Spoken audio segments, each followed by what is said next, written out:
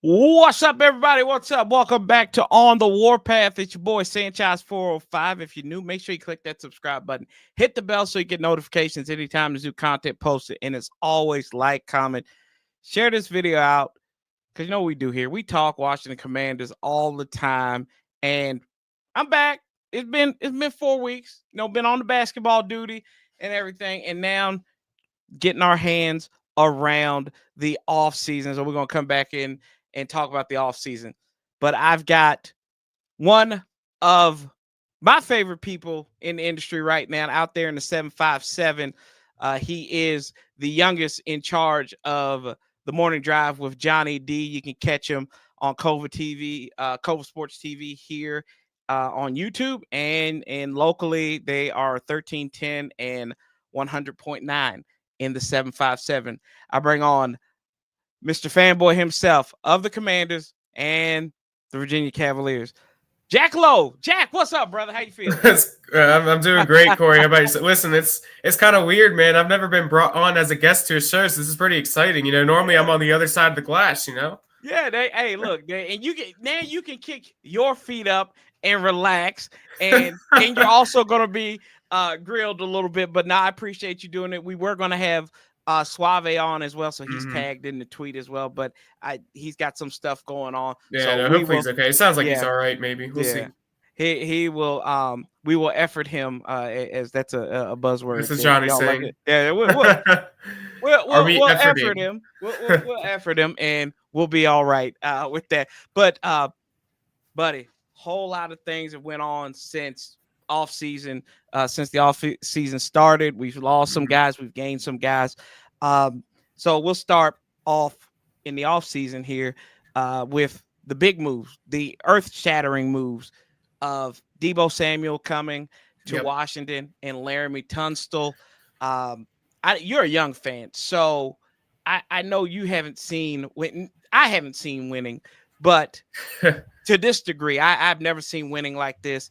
And, I think you were young for the RG3 era, but we got guys who are getting traded here and seem like they want to be here, and they're all pro guys. Your thoughts on these two cats coming to Washington?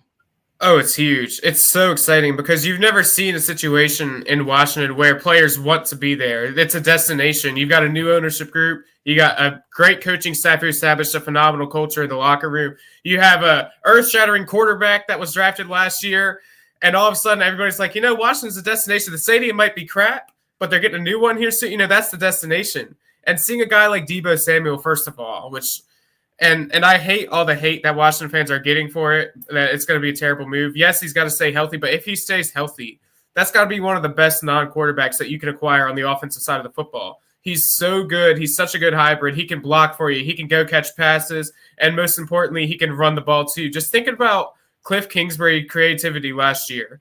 And now you bring in a guy like Deebo Samuel where he could be at wide receiver. He could be at running back. Think about the motions, him being in the backfield, all the stuff that Cliff Kingsbury is going to get to do with him. That is such an exciting move. And again, he does have to stay healthy. We just paid him. Obviously, we paid him his bonuses and stuff, made it guaranteed.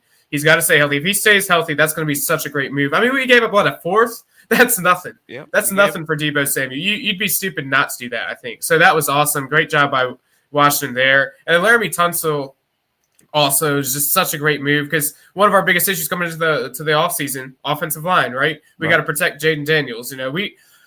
Yes, he was good on the run last year. Ideally, we don't want him running as much as he was every game, and him having more protection. He won't have to as much. He won't be running for his life. Laramie Tunstall, quite possibly one of the, if not the best offensive linemen in the league that you could get. He's a veteran guy. He's been doing it for quite a while over there in Houston. So such a great move. Again, he has a good track record as far as health and injury goes. So he's been pretty good with that. So hopefully that'll stay. I feel like we have a Washington curse. We have one of the hardest fields to fall on over there at Northwest Stadium. So but if he stays healthy, that's such a great move. I mean, like I said, it is just so exciting for Washington to be a destination right now. Everybody wants to come here. Everybody saw what we did last year. Now they're like, I want to be a part of this. Anybody who wants to go to a contender, Washington is typically in the top few names of that list that they want to go to. So exciting. Like you said, I haven't seen much. RG3, I was like 7. So I remember it very briefly. I remember the Seahawks game, not much though. And then I saw Kirk Cousins in 2017, 2016, whatever that was. That was a little time, but nothing even close. Nothing even close to the extent. I told my buddy earlier today, I was talking to him on the phone, like, I've never gotten to experience this. And going to the games in person this year, the atmosphere at the stadium is just unlike anything I've ever experienced. It's so exciting. Yeah, no doubt about it, man. I look at it from my perspective in winning. We won with style, right? And we put teams away at times. We didn't have to back into the playoffs. That was good, right? I could take you back to 2005 with Joe Gibbs, and they had to win 5 straight. They were 5-6. They had to win their last 5 games just to make it to the wild card round. They had to win 4 straight back in 2015, that Kirk Cousins year. That was the You Like That season. RG3 was the same way. They started out 3-6, so they had to win 7 games down the stretch. Yeah, people forget about that. Yeah, and like, so it wasn't difficult. We had that little lull in November, but other than that, the team was hitting on cylinders. That little 3-game skid where we lost to Pittsburgh, Philly, and then Dallas when we looked so unprepared. I thought that was the ugliest game of the season. Yeah. Outside of that, this team looks prepared. I was a guy who was very hesitant about Deebo Samuel, and I was actually sitting there in my car earlier today. I was like kind of thinking about it and prepping for this evening, and I said, everything that he does, we saw in 2021. You know who I can compare to him, who's on this roster right now, who I thought was on their last leg. And I was like, well, if it works, it works. We saw his highlights with one guy back in like 2019, 2020, and all this stuff. He reminds me of Austin Eckler. That's what I thought you were going to go with there. He can take that pathway to where people are like, well, he's old. He's getting to be about 30. The shelf life is small on this guy. So, he's out of shape. Mm-hmm. Maybe that's where that gamble is. And maybe that's where I'm thinking kind of is like, maybe he can be this year's Austin Eckler, maybe a little bit more physical. And heck, Austin Eckler can come back and have a good season as well. He's a good, I think he fits that running style more than Brian Robinson. Well, I'm not saying Brian Robinson's bad. I'm just saying. Yeah, no, I get it. Absolutely. More of a scat back there. And then you bring in Laramie Tunsil, who you don't remember. We've been spoiled with left tackles up until Trent Williams left. We had Chris Samuels and Trent Richardson in basically over the span of about 2 decades, about a decade and a half. And then we had Charles Leno. It was plug and play there the whole time. And it's like what are we doing here? But I like what Adam Peters has done, right? He realizes that protecting the franchise is protecting your quarterback. And how do you do that? You get his blind side there. You've got a valuable offensive lineman who can be developing, Brandon Coleman. But let's be honest, Brandon Coleman got beat at times. And it's not taking anything away from him. But if your window is open right now, you can't tiptoe inside. You can't tiptoe to that window. You need to bust the SOB down and say, let's go, let's rock and roll. So I love the Tunstall move. I am starting to like the Deebo move. I'm starting to like it. I would take it. I would not take it for a seafood dinner. I'd probably take it on a date to Burger King or Wendy's. Okay. I like it. So I get what you're saying. Yeah. No, I get what you're saying. Yeah, no. Like I said, Tunsil, people don't appreciate offensive line trades and moves all the time like they should. Tunsil is literally top 3 guy in the league for offensive line for sure. It's, him, guys like Quentin Nelson. That's such a huge move. And yeah, you got to protect your quarterback. And like you mentioned, because we talk about this in the morning show all the time, your window is now. Yep. Yeah, you got a young team, you got a young quarterback, you got some young pieces. Your window is now. After what you did last year, you have to go and win now because you don't know when that opportunity is going to present itself again. So you got to win now. You've got to bust through the window because for all we know, Jaden Daniels could get hurt week Right. 1 next year. Or, some of these guys won't want to come back. It's just you've got to get it now. Because you never know. And it's so hard to win in the NFL playoffs. It really is. And you've got to put together those veteran pieces. You can develop some young people on the side. I think that's what Philly has done so well. They have such a good mix of young people. They've drafted so good, but they also have these veteran guys like A.J. Brown now who's making such an impact in Saquon Barkley. But, yeah, you got to win now. So you said you went to a lot of these games last season. I went to a couple, yeah. You had credentials. Best moment that last season. What game were you at that was like, okay, so staple? My first ever Commanders game was the Panthers game. First time ever going. And so 2 of these games I went as a fan. The last one I went credentials. So I went to the Panthers game, sat all the way up there at the very top of the stadium. And it was a lot of fun, though, because the first drive, you remember what happened the first drive of that game? Yeah, Jaden had that run, and then he messed his ribs up. Well, that was the second drive. The first drive. Oh, you're talking about a Fowler. Dante Fowler. Yeah. Dante Fowler, pick 6. The crowd was going nuts. And I was like, oh, we're here. And one of the different, I'm a big UVA guy. I go to a lot of college football. One of the biggest differences I noticed immediately in college football. In the stands? Well, yes. But in college football, you have fans going nuts on third down. They force a turnover. Fans are going nuts. Maybe on the first play's drive on the kickoff, it's loud as can be. In the NFL, at the Commanders games, the entire drive, the crowd is buzzing the entire time. It never goes quiet. I'm like, this is incredible. And and then, yes, the second drive, Jaden Daniels tore his ribs up. I was like, oh, my God. And I'll never forget because it was so loud. And then after that happened, you could hear a pin drop in that stadium. Like, it was so silent. And people were like, is he going to be okay? Whatever. So, yes, that was fun. And then the second game I went to the Titans game, which was after that little skid you were talking about. And, again, I was talking about this with my friend this morning who I went with. People forget we had the bye week. So we had the Titans game, then we had the bye week. That bye week was so important because we were in such a bad skid. And then we won the Titans game going into the bye week. We got healthy. And, but that Titans game, I spent a little more money and I sat down in the lower bowl. And instead with my family, I was actually with a couple friends. And unbelievable experience. Yeah. I was sitting on the corner, lower bowl, right near the end zone. Like 3 or 4 touchdowns in the first quarter was unbelievable. Of course, all the touchdowns were on the opposite side, but that's all right. That happens, yeah. Yeah.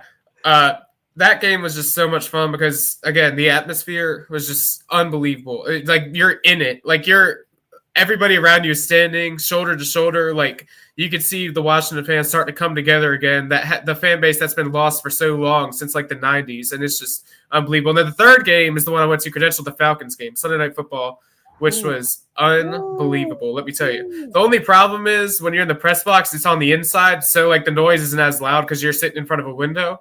But still, you could tell. I mean, the stadium was shaking. Like, it. Oh my goodness, the atmosphere is just unbelievable. And of course, that game came down to the wire. You had the field goal kicked by the Falcons, and I thought it was good. The uprights were on the opposite side of where I was sitting, and it looked good, but it ended up missing. And then they went to overtime. I'm like, man, we're really going to go to overtime. It was already a late game, but I mean, the atmosphere in the stadium. If you have the chance next year, and the ticket price a ton, I'm sure, next year. But if you have the chance, go to a game. It is unlike anything. Yeah.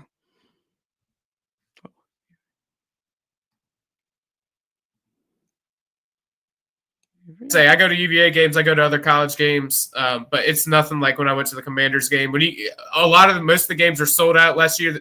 I know the Falcons, the Titans game were over capacity, and when you get in the middle of that atmosphere for a team that you love, for a fan base that's been dying for victories for so long now, and they're finally getting it, it's unbelievable. If you have the chance to spend the money, it's worth it. It's so much fun.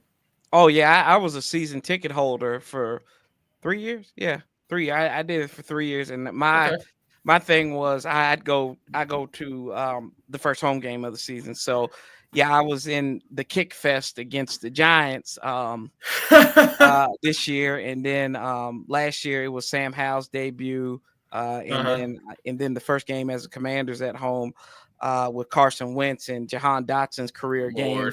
So. Yeah, I mean, and I've seen duds there. I've seen a lot of duds. I've seen us get shut out by the Rams when they were in St. Louis.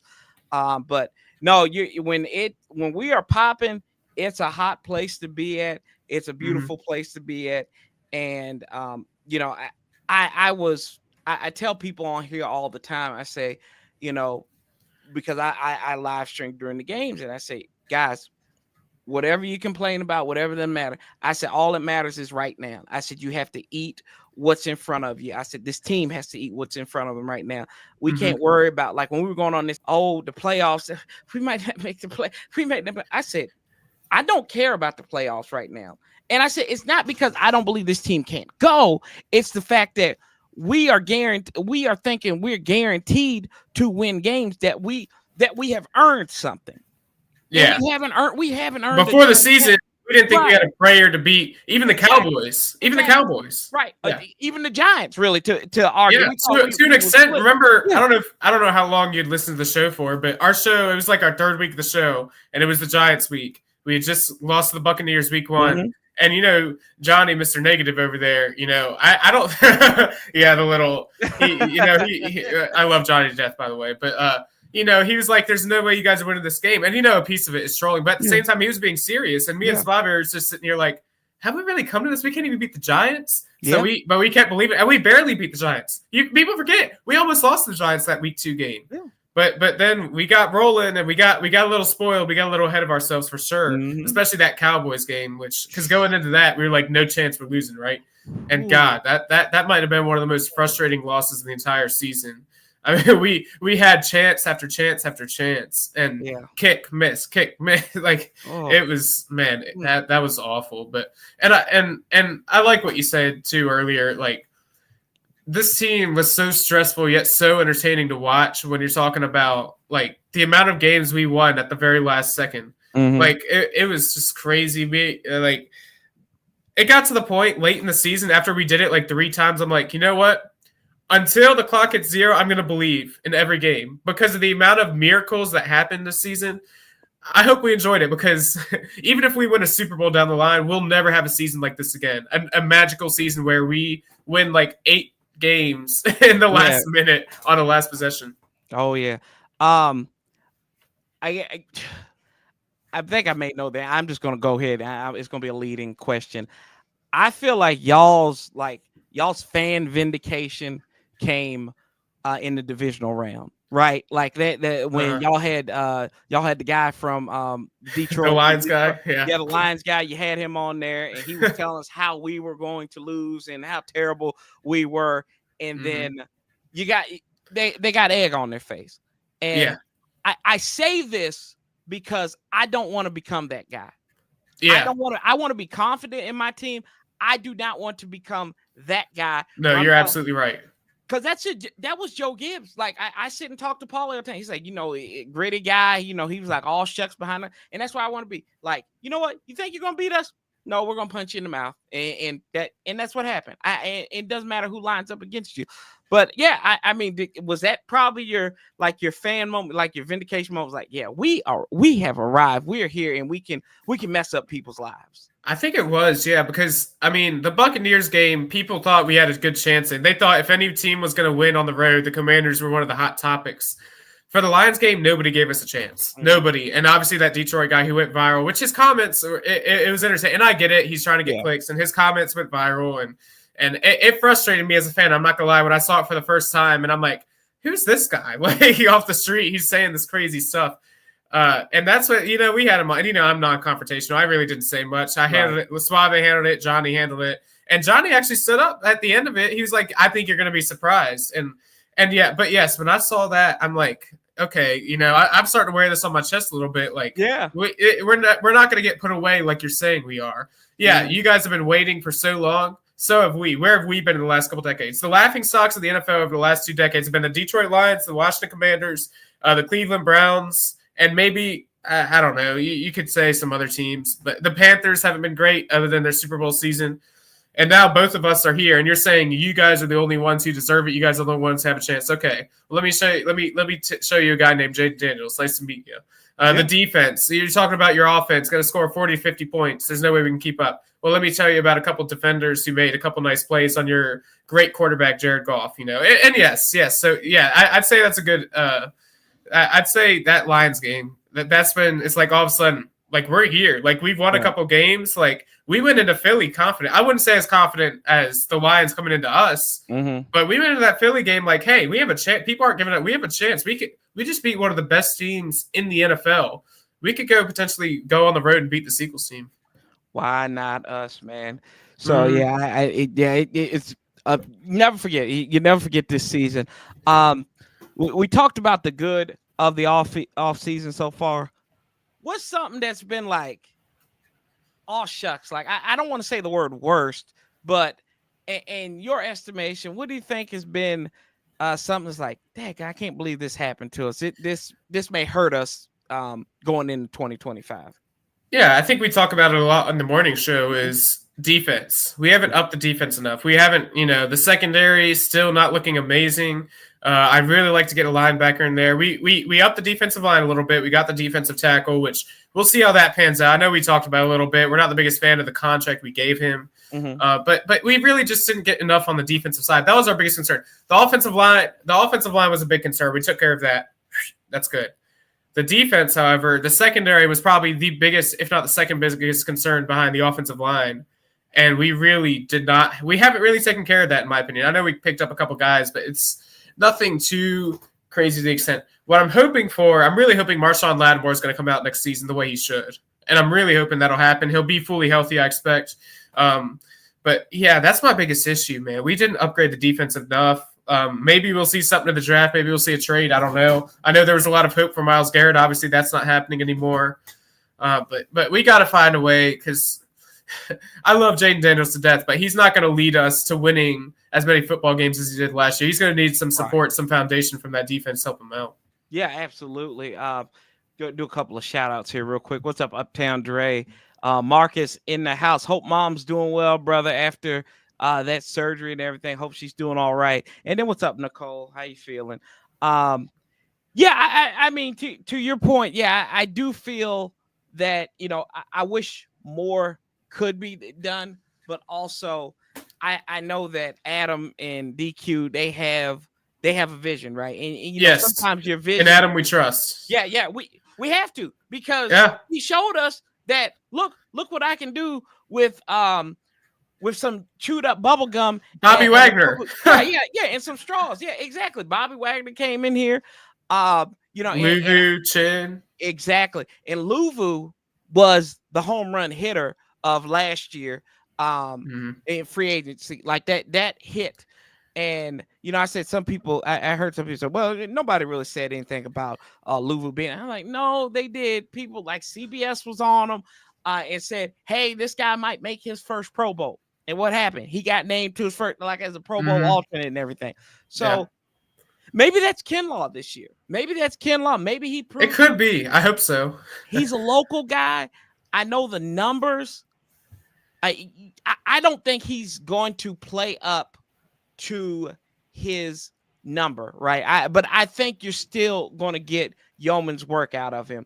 And then sometimes in the market, right? God, I feel like an economist right now. Sometimes you're going to have to overpay for somebody who in other years, it's almost like the NBA, right? When these guys who probably the eighth man off the bench are getting paid like all-stars. So, if that's what the market dictated, I get it.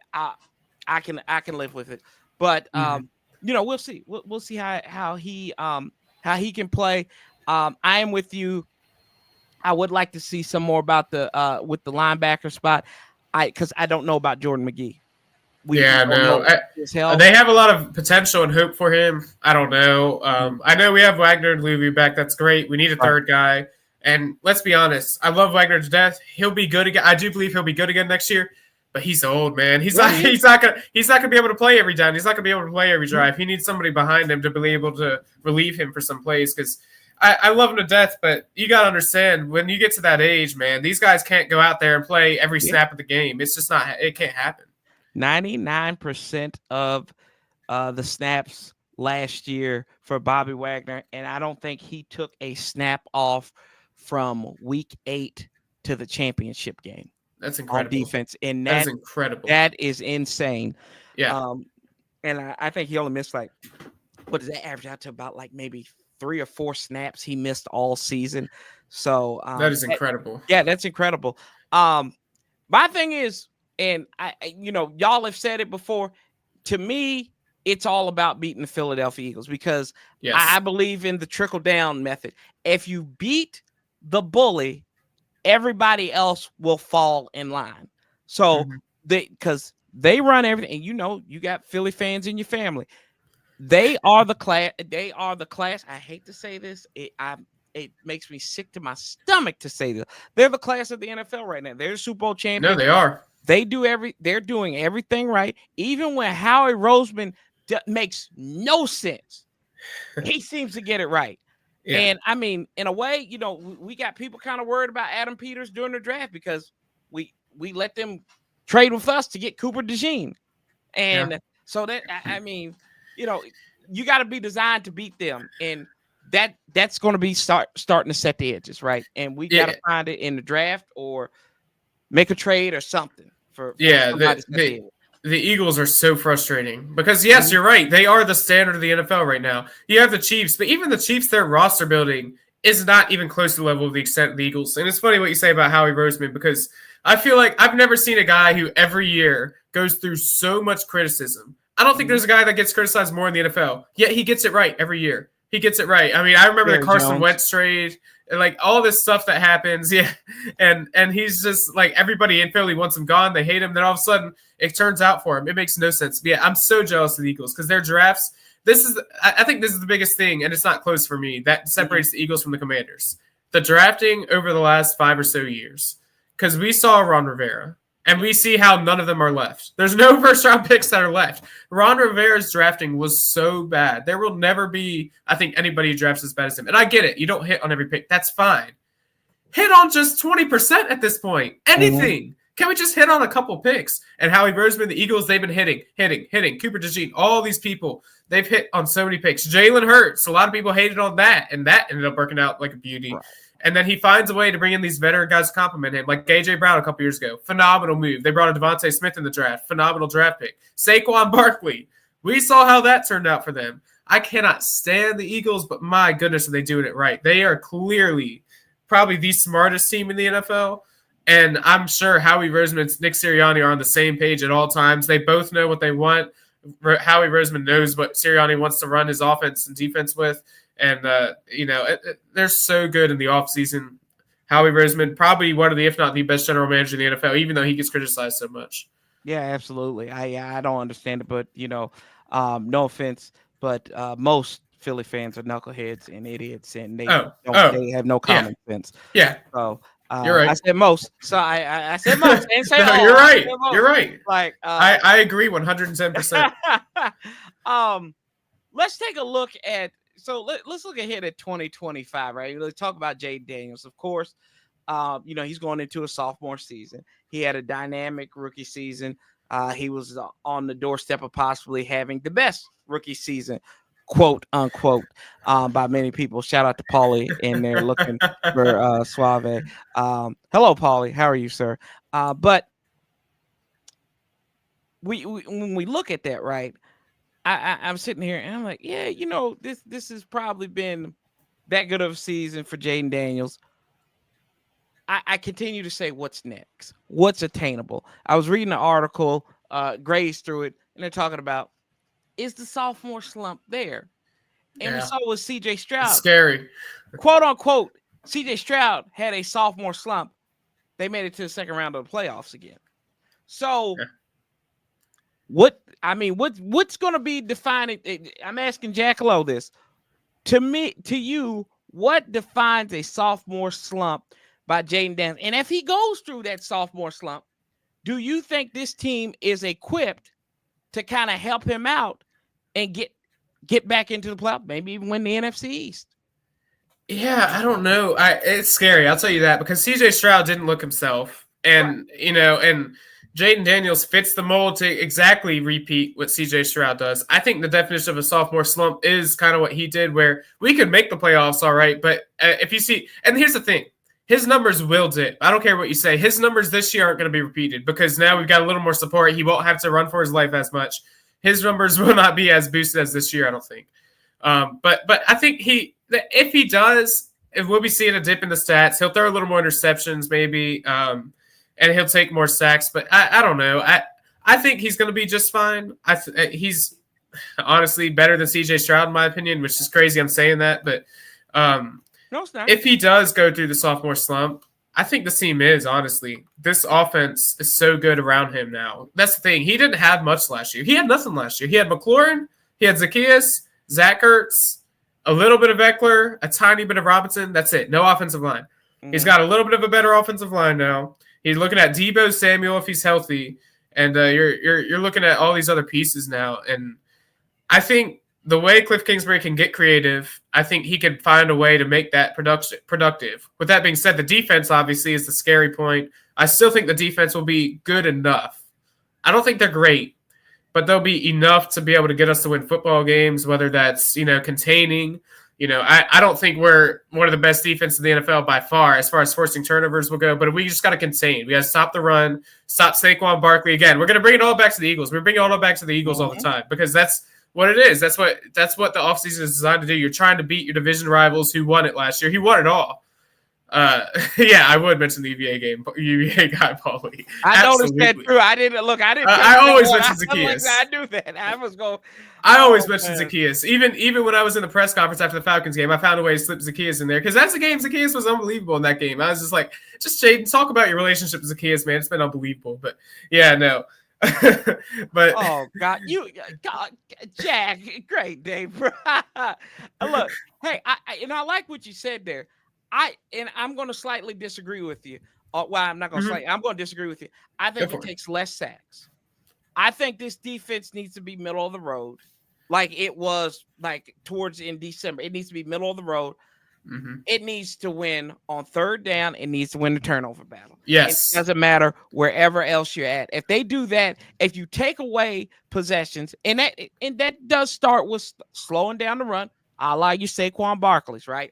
And winning those big games. Because let's be honest, you look at the schedule, and I'm not a guy who looks ahead of the schedule because if anything, last year taught us we can look ahead at the schedule and we'd be like, oh crap, we're gonna win 7 games this year. No, we won 12. Yeah, no, that's me every year. Or every year I'll be like, well, if this team doesn't play their best, we might win that one. We might, we could end up in the playoffs with 10 wins next year. And then it's just never correct. It's so hard to look ahead at the schedules. Yeah. And we're going to have a tough schedule next year. We have a second place schedule. Yep. Yeah, and we get the NFC North, right? Or is it just the line? We get the whole NFC North. Yeah, we get the Vikings. Right. Yeah. Yep, and we'll get the Bears again. The Bears are going to want revenge. That's at home, isn't it? I think the Bears game's at home, which is weird because, But regardless, you just I hope he doesn't go through it. I think it can happen to anybody. And plus, the expectations are so huge for him now. It's hard to live up to those expectations after what he did last year. So we'll see. And I like what you said. And just definitely you got to stop the run. You got to stop Saquon Barkley.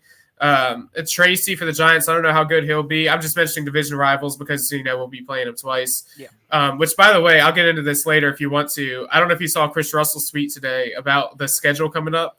That he thinks we're going to have about all the prime time, the Christmas Day. I saw. I tell you, Russell needs to stop that. I don't need my Thanksgiving and my Thanksgiving and Christmas messed up. Look, oh my goodness. I want to enjoy it. My kid's going to be able to walk and actually enjoy Christmas for the first time.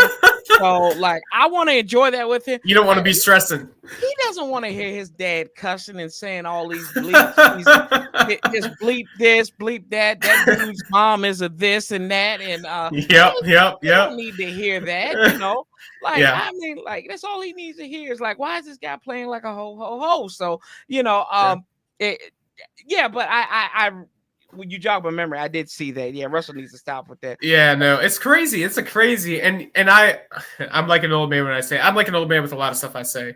I don't want the primetime games, man. Give me the 1 o'clocks because I don't want to wait all day just to lose at night or just to win it. I don't want to wait all day. Give me the 1 o'clocks. I can be done with my day, whatever. And I don't want to ruin my Christmas. If the Commanders lose on Christmas, that's going to ruin my whole day. Yeah. It could ruin Sorry, your New Year. sorry, I brought up completely off topic there, but No, bro, no. You look, we go off topic all the time here because we have that space too. We don't have I don't have advertising. We're not on a time crunch. Like, right, we're not. No. We're not. We're not on anybody's scroll. Prodigal son. The prodigal son has returned. Dadgunnit, y'all. I can't stand y'all sometimes. What's up, Hawk TV? And Paulie says, we're every team on the schedule to win last night. I'm going to keep quiet. And he says, F you, Hawk. Class. And he says, stay off script all the time. Yeah, we stay off script all the time, Jack. So, yeah, you're good, bro. But, yeah, and I understand where you're coming from, too. But, like, we're going to play 4 o'clock games. We're going to play Sunday night. Oh, we're going to play so many more this Monday year. night games. But that is part of being a good team in the NFL. Get that national attention. And you get that respect as well. And we, in our fan base, this is what I can't stand about our fan base sometimes is they bam about us not getting respect when we're terrible, but when we're good, they're like, I just want to play 1 o'clock games. Like, you're right. Yeah. Make your mind up. Do you want to be good? Or it's just like the people with the name stuff. And I told you, I go off tangent here. It's like these people with the damn name. Shut up about it. It's over. Yeah, look, see, I'm still wearing it. I love this logo. Like, shut up. They're like, well, it's never going to be the same because we're coming off a 12-5 season, and you got people talking about the name. Shut up, have a Coke and smile and sit in the damn corner. Yeah. Because, to this point, nobody likes the name Commanders. We just love the burgundy and gold. We get that. Nobody loves it. Hails to the W. Exactly. I'm just going to look. I told you earlier, I said, Deebo Samuel, do I like it? I take it out on a date at Wendy's and Burger King, right? The Commander's name, I probably would break some premium crackers with it and then say, you know what? I can't do this. I'm going back home. Sorry, that's what I do. But right now, we live with it. We just live with it. But yeah, thanks. See, I told you we go off tangent here. Oh no! I love what you say. No, our fan base. Listen, and I love our fan base because we're starting to come together again. A team that was just so separated. The ownership group was so bad. Nobody really cared anymore. But now we're back, and you're seeing everybody come together, and it's awesome. Like it was funny when I went to that Panthers game. I was just like, dude, I've never seen so many Washington fans in one place. Like, I know it sounds crazy, but I'm just like, we're back. Like the fan base is here. But yeah, no. And I'm honestly one of those where before I'm like, man, why can't we get no respect on national TV? Now, I think the reason why I want the 1 o'clocks now is I'm a little more mature in the fact that I get up at 4 o'clock in the morning. So I don't need the Sunday night games, the Monday night, the Thursday night games. But yeah, no, I like what you say. Yeah, you got to make up your mind. And the whole name thing, just, I don't care. Listen, I want it to be the Redskins. I wish it was the Redskins, but you got to move on. You got to let it go because it's not going to happen. It's not going to happen. And then also, when you think of the name Washington Commanders, I think for the rest of my life, the first thing I'm going to think about is this season that we just had. Mm-hmm. It was the second, third season, whatever it was with the name. And it was by far the first just elite season of the Harris ownership, the Commanders era, just everything. The Dan Quinn, the Jaden Daniels. That'll be the first thing I think of for the rest of my life. Even with the Super Bowl. Like, this is the first true season of Washington Commanders. Yeah.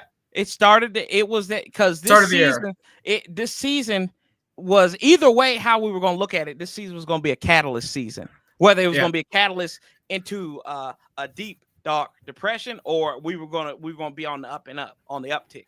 And right now, it's proven for us to be on the uptick. Let's see here. How far do you think we are? Like you see Philly, you see us. Yeah. How close do you think we are? It sucks because I really don't think we're as close as people think, because that last season was so magical. You got to understand, it's not going to happen every year where we win all those last second games. Most of the time, like up until this year, we would lose every single one of them. And we're not going to continue to win every single last one of those last second games. And also, when you look at the schedule we're playing this year, it is so tough. Yeah. Like you mentioned, the AFC West, NFC North, two of the best divisions in the entire NFL. And then you have, in our division, the Eagles are going to be elite, obviously. God knows how the Cowboys are going to look. They might look great again for no reason. And then the Giants are always pesky for some reason. I don't know. I hope the Cowboys aren't good again this year, but you just never know with them. So, but I think we're further away because that defense still needs help. The secondary still needs help. And I hate to say it. I'm with you. We can't get over the hump of the Eagles yet. I don't think that's going to happen. But if we could win the division this year, so be it. That'd be incredible. I just don't think it can happen. The Eagles are so good, top to bottom. Eventually, it's going to start adding up where they'll start taking the cap hits and stuff like all teams do. But they're still so young. They still have a lot of rookie contracts to the point where they don't have to cut too much. They've cut a couple of people. Obviously, Darius Slay and a couple other names. But they're still so good, top to bottom. And until we upgrade that defense, until we find a way to consistently find a way to stop that offense they have and whatnot, I don't think we're there yet. Maybe. So you ask how close we are. Maybe the year after that. I think it all depends. I hear you, Bolly. It all depends on the drafts, the upcoming years. That's the thing that we've been missing. We've drafted so terribly. In the Rivera era, we were probably the team that drafted the worst out of anybody in the NFL. Oh, you ain't kidding. If we can get some young pieces to start developing into superstars, we can have our own guys where we have to bring them back once their rookie contract is up because they're that good. Then yes, we will be there. I think that's what the Eagles did too. Yeah, I think we're a little bit closer than I really do. I think we are because I think you're gonna have that cohesion there again. It's the second year of the culture for these guys. There's no distractions. There's literally no distractions with this team. And you can take off the burgundy and gold colored glasses and like just put them down and say like, hey, they're actually building something here. I think that we are closer because I think last year the Thursday night game showed us that we could contend with these guys, right? We could contend with them. The bottom fell out. Jaden was still reeling from that injury. That game was so weird. That game was honestly honestly a blur to me. That we were actually in shore break that night. I don't know if you remember for the first half of the game, and we were competing, but just he looked so Jaden looked so off. Like it wasn't even like he looked injured. He just didn't look himself. Like he wasn't limping around. His throws were off. He was not running as much. I don't know. It was just so weird. And then it was also just pouring that night. I had to drive home, and so I listened to like the third quarter, which Bram Weinstein on the radio. Which, by the way, it's a guilty pleasure. Bram Weinstein, the radio broadcast, unbelievable. They do such a good job. And then the fourth quarter, I got on the program. The rest of it. Yeah. Oh, no, he's a friend of this channel. I've had him on before. Awesome. Dude, Bram is awesome. I love his work so much. But the fourth quarter, it's just like the game just went away like it was nothing. Like it was just that was such a weird game, and that definitely didn't represent the season. Right. Yeah. So that gave me a glimmer of hope, and then people are gonna call this a fluky win, and I mean, yeah, go ahead and call it a fluky win if you want to. We still won the game. You turn the ball. Game. Yeah, you turn the ball over 5 times, and you still found a way to win. That to me felt like that gave me a little bit of hope. Now the NFC Championship game, the bottom fell out. You're riding that emotional high. Purely the turnover suit. The fumbles killed us. Killed us. It's as simple as that. De'Ami Brown comes back striking out. And I liken it to I said this where it was like we were like these drunken frat boys at the frat house all season long. We were just taking it back, crushing the beer and everything like that. And then the cops came and they shut the party down. And that's what happened. Philadelphia was the cops. So, which that's kind of ironic when you think about that, but different story for a different day. Different story for a different day. And that's kind of how I felt with that. Was like, because I wasn't furious. I was upset. I was disappointed, but I wasn't like furious the next day that we had lost. But I was glad that we got to this point. And, that might be, and like, I still feel conflicted in feeling the way I did. Cause I'm like, man, I said, it's like me settling. I don't want to settle for this, but I'm glad to be in that spot. So, Johnny made that comment a lot this season and I appreciate it a little more now in the fact of our fan base needs to pick a side. We can't just be happy with the season, because that's how we were all season. We're like, we didn't listen. Going into the season, we talk about this all the time. Our expectations going into last season was, let's just see some glimmer of hope from Jaden. Let's have a nice rookie season for him. Let's win 7-8 games at most, and let's see some hope from some of our young guys. Let's see some nice play from Luvu, maybe. We liked having Austin Eckler in there. We just wanted to see some hope. That's all. We saw some hope. All right. Halfway through the season, we're like, oh my goodness, like we can lose the rest of the year, and I'm still going to be happy about it. No. Once you establish yourself like we did late in that season when we beat the Titans, we beat the Eagles, we beat these teams going into the playoffs. You're like, our window is right now. We've got to win. And listen, I was really happy with how the season had gone, but once we got late in the year, it's like, no, like we got to win now. Like you can't just be like, oh, it's all right. It's all right if we lose. No, like the time is now. This is our time. You got to go. Yeah, no doubt about it, man.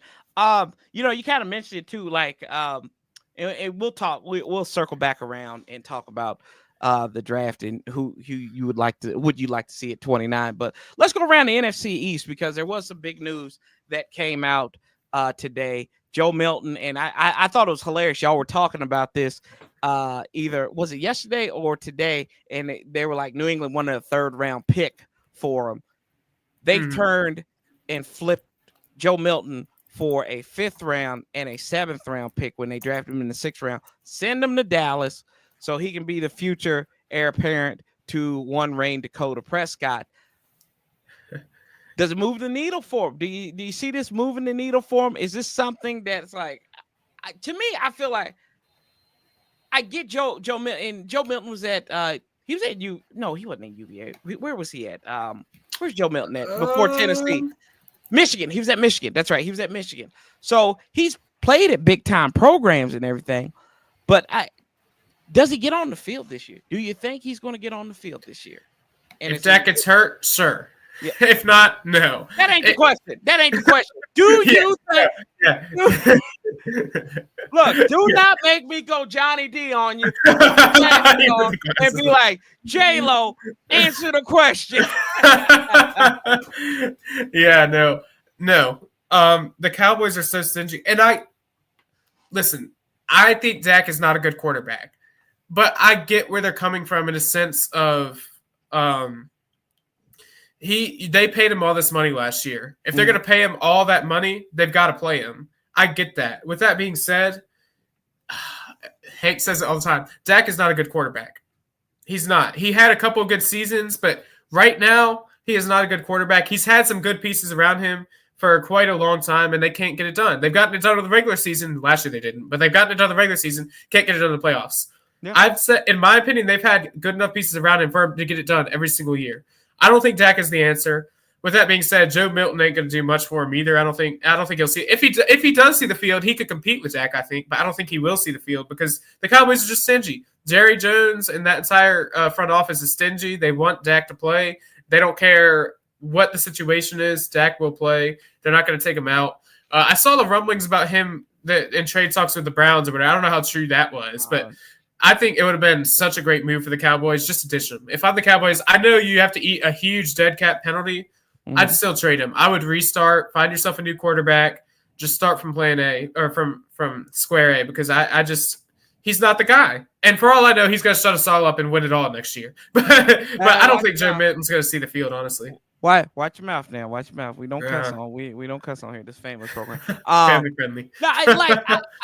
No, and Paulie makes a good point here. I do think if you are loading up, like if the fan base is excited for a 6th round quarterback from last year, and this is all just predicated on hope. This really is. It's predicated on hope.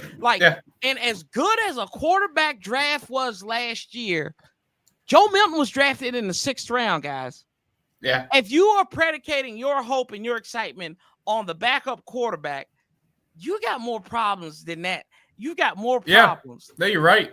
And I'm like, I don't point my fingers at him. I'm not laughing at him. It's the same thing. And I'm going to tell you about somebody else who I'm not laughing at here in a minute in the NFC East. But it's just a man move to me. I don't know what it's so real. It's so exciting about this as, like if they had got somebody who was big, like, they say, oh, well, Dallas Aaron Rodgers decided to come down. Yeah, that's something to get excited about because you may be able to change the needle. I mean, I know whatever he did with the Jets isn't great, but if you got somebody like that coming up in there, hell, if Russell Wilson came up, you'd be like, oh, well, you know what? This is something exciting. This is going to be a change. That means Dak is gone. And I know I know there's a lot of fans who do not like Dak Prescott. I mean, I've heard it on different podcasts. I've been on podcasts with people who said, he needed to go 2 years ago when they re-signed him. But at the end of the day, the real people realize it. Dak is just a symptom.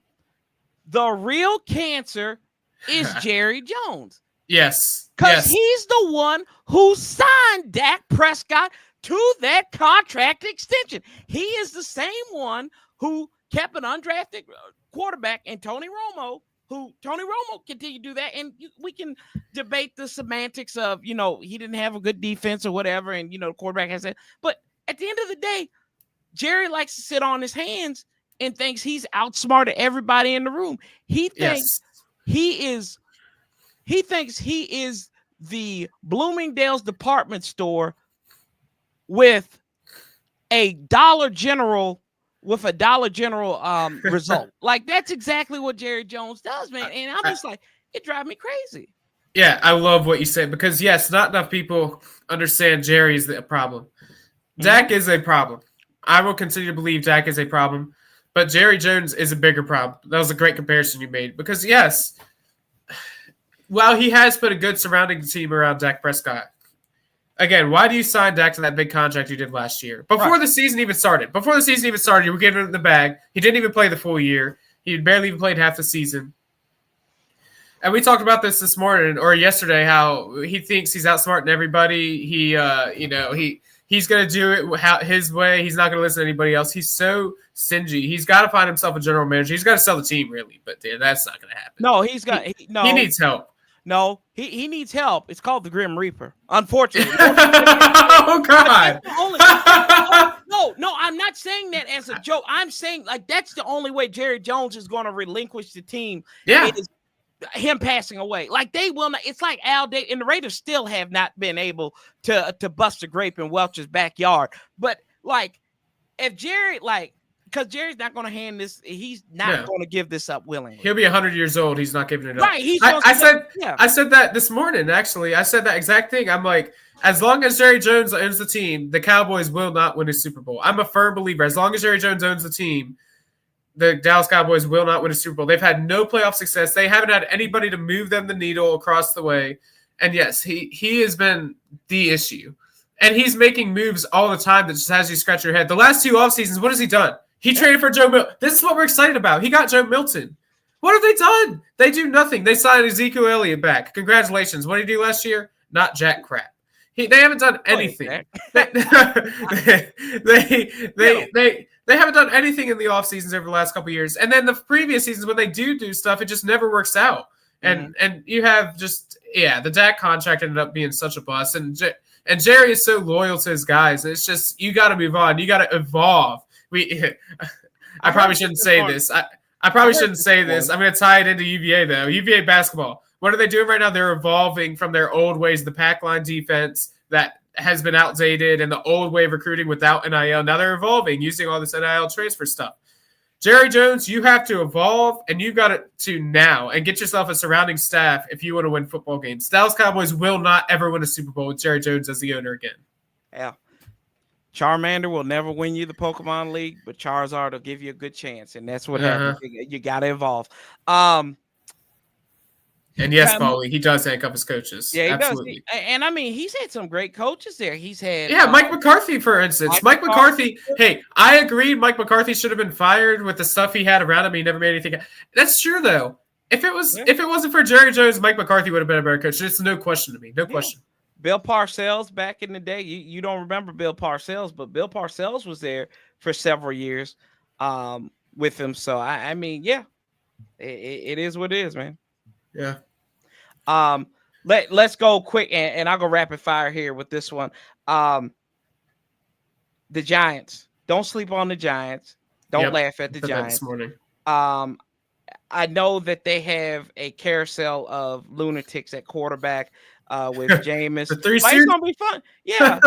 Can you imagine what the quarterback room is? Like, Tommy's gonna bring in chicken cutlets. Jameis is gonna have frozen crab legs, and then Russell's going to bring in his spicy Subway sandwiches. They are going to have one heck of a quarterback room. The spread is going to be great. Just the characters, the personalities of all three of them. You have Russell Wilson. He goes Broncos country. Let's ride. He's crazy. Yep. He's always saying crazy stuff. Then you have Jameis Winston, who I love him so much. He is a national treasure. You saw him at the Super Bowl Media Week. It is incredible. And then you have Tommy, good old Tommy DeVito, who's bringing in the chicken cutlets. He's had his moments. He's kind of like a Taylor Heineke, just not as good. He's had his moments. The fan base loves him. It's going to be incredible. This is Three Stooges. Yeah, it's going to be something. I call them Rice Krispies treats: snap, crackle, and popped. There you go. Yeah. So, last question before we get out of here. I'll ask you this, and I appreciate you, Jack. No problem. Well, two things. Did you see this? We talked about this offline. Our international player, TJ, I'm going to get him right. Mora, I can't say. TJ he's from Zimbabwe. He's a rugby player. He's a 6'4", 220-pound. He's going to be a defensive end. Mm-hmm. I mean, I don't know if he's going to see the field, but they need to get something. Maybe this is how we stop the tush push, is we talk to somebody from a rugby background. It's like, hey, bro, how do we stop this stuff? Yeah. What do you think about that? Yeah, no, I'm going to try and get it right. It's going to be TJ Gaga. No, that's definitely wrong. I tried. Hey, I tried. No, I don't know much about him. I haven't done much research on him. Get Suave to say this on the morning. Get Suave. Oh, dear God. Get our boy to say this. Yeah. I might need to get him to say that tomorrow morning. Yeah, no. Hey, I'm interested by it. Like I said, I haven't done much research. I don't really know the guy, but hey, you never know. He's a huge guy. He sounds like he's huge. I mean, if you play rugby, you're a tough player. You can get through an offensive line, I think. And like you said, maybe it's a tush push. Maybe it's something to try and stop the tush push a little bit. Even if we'll see if it gets banned or not. I don't know if it's really going to get banned. But, yeah, it'll be interesting. Should it get banned? I don't know. Listen, as a fanboy, yes, please ban it. As an NFL fan, I think, from looking at it from a media perspective, in my opinion, they've just got to adjust the rules. I think they've got to call more neutral zone infractions. Make sure everybody's lined up on sides. There's no neutral zone infractions. People aren't moving early. And I like the idea of maybe only having one person push. You can't have two push from behind. I'd say that. I don't think you have anybody push. I think they need to call when the center and these linemen are over the ball and everything. And because they are all the time. Right. The formation is crazy. Right. That formation, they just need to. They're like, if they're leaning over, you need to call it on the offense. It's like a field goal formation, but on steroids. Like, it's crazy. Yeah, and then they're gonna push. Like, I don't think, and I just, to me, Jalen Hurts is low. His lower body is so defined. Yeah, he squats so much. I don't remember what it was. He squatted That's not gonna help him. That push isn't helping him that much. He just, Jalen's one of the strongest lower half body quarterbacks, probably in the NFL. Yep. Who do you like at 29, or what do you want to see Washington do at 29? Is their particular player? Yeah, it's weird. We're drafting this late this year. Yeah, but I'm not very smart when it comes to certain names. I know what I want. I want defense. I want a good secondary guy that's actually going to make an impact. I liked Mikey Samerstow last year. I thought he was good. He was put in a couple awkward positions that he shouldn't have been in the first place. Mm-hmm. But I like him. I think if you can find somebody to compliment him at corner, I think that'd be great. If you can find somebody. Maybe even a safety, because we don't have Jeremy Chin coming back, or a linebacker. We talked about this too. A linebacker to try and help make an impact, help out with Bobby Wagner with his conditioning. I think a linebacker would be great. Somebody on the defensive side. I've heard rumblings about wide receiver maybe, which I get it. It would be nice. I wouldn't be upset about it, but I definitely want to see secondary for sure. Yeah, absolutely, Don. They don't need to draft anything on the offense at 29. I would be a proponent of trading back too. If your guy is not there, if your cat's not there, go trade, get picks. You only have 5 picks, so maybe you can turn 5 picks into 7 picks. I agree. I agree. And this is also, we talk about a very offensive line heavy draft. I think we could use another offensive lineman or two, and you can find that in the middle of the draft, I think, in the third, fourth round, maybe if you can find yourself a nice offensive line guy. If you can trade back and get a couple more picks, it's not as bad spending a pick on one. I think you can find a nice offensive lineman as well. That'd be nice. So definitely secondary is the first priority in my opinion. You find a secondary, maybe a couple. You find a corner, you find a safety, maybe a linebacker. And then I think you definitely got to pick up an offensive lineman at some point, maybe two of them as well. Yeah, I like that, buddy. Jack, bro, I appreciate. Tell the folks where they can. I mean, they should know where you're at, and tell them all about your endeavors, not just on Fox Sports, but I know you've got your Cavaliers podcast with your pops and everything. Talk about that, man. Yeah, no, first and foremost, just thank you so much for having me. Like I said, I've never really done a little guest appearance. This has been awesome. Just and a lot of fun talking Commanders. It won't be the last. It won't be the last, trust me. Yeah, no, I'll do it anytime. Yeah, no. But yeah, no, you can find us every weekday morning. It's early. You got to get up early for it, 6 a.m. to 9 a.m. on if you're here locally at 757 Fox Sports 1310 a.m. And like you got it right, 100.9 FM. Yes. And also, if you're not in the area, you can just download the Fox Sports 1310 app, or you can watch it on YouTube at Cova Sports TV. You can see my face, Suave's face, which, by the way, Suave got a cut today, so we can see what his face looks like tomorrow. All right. And then you can see Johnny D's beautiful double chin face. So, yeah, you can see that on YouTube. We also put a lot of TikToks and shorts up there as well. And then, yeah, no, I do the Cavalier Connection. I'm not on there as often. I like to go on there with my dad and a friend, Jay. We do that all the time. You can find that at the Cavalier Connection on YouTube, on X at Talk UVA Sports. We have a lot of content there. I try and get on there when I can. And yeah, I'm a UVA fanboy. I'm a UVA and a Commanders fanboy. So I cover UVA all the time. I cover high school sports here locally. You can follow me on X at WahooJack06. I have a lot of UVA content on there, a lot of Commanders content on there that you can find if you want to follow me there. But yeah, the main thing, the radios in the morning, and then I do some play-by-play over at the Sportsplex, do a little football, field hockey. And yeah, so just trying to break into the business, Corey. That's all. Yeah, man, keep on doing it. You're an up and comer. I met you in person, and you're a good dude. So you keep on doing your thing. Keep them guys straight, and I appreciate you. Like I said, this ain't the last time. Next time, hopefully, we can get Suave's schedule to align, and I'll be chatting at y'all in the morning. But that's Jack. Y'all can all the information. His Twitter, Suave's Twitter, is in the comments and everything like that, and like 6 to 9 a.m. You can go on Cova Sports TV, and then shut up, Paulie. Go play in traffic somewhere, man. Don't you have like a porta potty? He's got a porta potty. Hey, listen, we have our studio in the Fox Sports studio. We have two of them. We have one that. We're not getting into that right now. That's the whole thing, as you know, Corey, I'm sure. Oh, I know. We have our studio in the building. If you go outside of the studio, there's a porta potty in there. That's where Paulie lives. He goes in there, and, he watches us in there. Oh, Lord. And Paulie's still asleep by the time, probably. He's like, I got to go. Here, I got to haul that thing out. You better watch out. He'll come over there at the station, and he'll break through the gate, and he's going to be throwing that. I know. Johnny always talks about he checks his shoulder when he walks out the studio. Yeah, I'm checking my shoulder for Paulie. It's all love, Paulie. It's all love. It is. It is. Shout out. Appreciate you, Jack, man, as always. Y'all know how we do here. Appreciate you. Got more stuff coming up. Sanchez 405. We keep that same damn energy. We outlast the bastards together. Until the next time, love, peace, and hell.